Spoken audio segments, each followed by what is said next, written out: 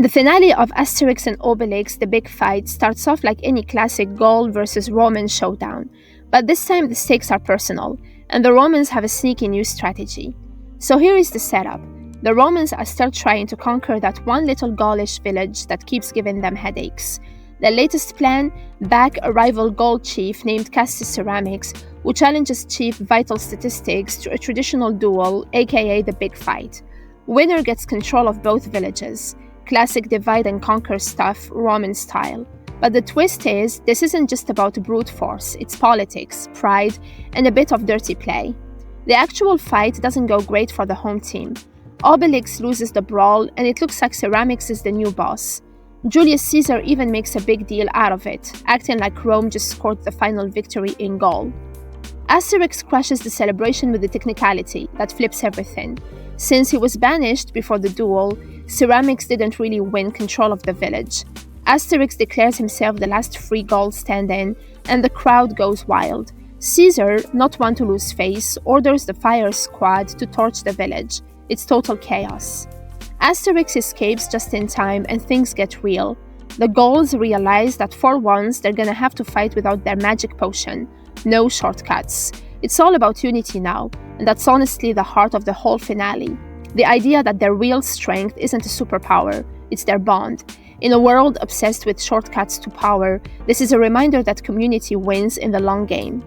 Meanwhile, Metadata, a Roman girl who's had it with imperial nonsense, teams up with Panoramics to brew a fresh batch of the potion.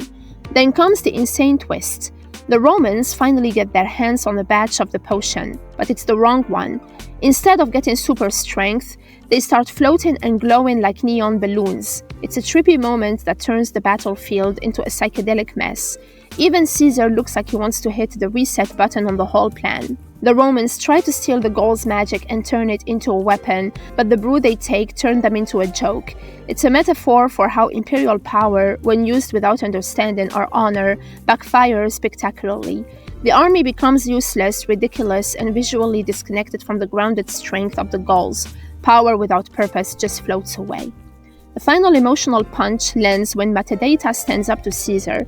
She doesn't just help the Gauls, she chooses them.